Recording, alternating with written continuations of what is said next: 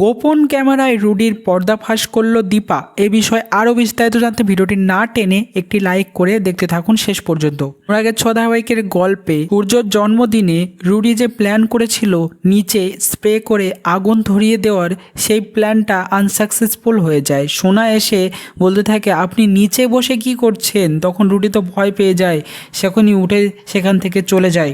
দীপা তো সন্দেহ করতে থাকে যে রুডি আসলে কি করেছে, সেই জন্য আগে থেকেই ঘরের মধ্যে ক্যামেরা ফিট করে রাখে এবং রুডি তখন ঘরের মধ্যে গিয়ে নিজের চুলমুল খুলে খুব রেগে গিয়ে কথাবার্তা বলতে থাকে কুন্তলার সঙ্গে যে সব প্ল্যানই আনসাকসেসফুল হয়ে গেল শুধুমাত্র এই সোনার জন্য। সোনা যে কেন ওখানে দিকে নজর রাখতে গেল, না হলে আজ সেনগুপ্ত বাড়ি থেকে শেষ করে দিত। সব কথাবার্তা সেই গোপন ক্যামেরায় রেকর্ড হয়ে যায়। তারপর দীপা সেই পেন ড্রাইভটা নিয়ে বাড়ি থেকে তো বেরোবে, কারণ সে এখন দীপালি সেজে রয়েছে। উর্মিকে বলে সূর্যর জন্য যে ওষুধ নিয়ে আসছিল সেই ওষুধ আবার বাবার থেকে নিয়ে আসতে হবে, সেই কারণে তাকে বাইরে যেতে হবে। উর্মি তো বলে দেয় যে হ্যাঁ যাও। তখন দীপা চলে যায় বাইরে এবং সেজে আসে দীপা রূপে চলে আসে আবার সেনগুপ্ত বাড়িতে। সূর্যর বাবা বলে তোমাকে যে বলেছিলাম সূর্যর মুখ দেখাবে না, তাহলে কেন এসেছো? দীপা বলে না, মুখ দেখাতে আসিনি, আমি একটা জিনিস দেখাতে এসেছি। এই বলে পেন ড্রাইভটা টিভির সঙ্গে কানেক্ট করে দেখায় সবাইকে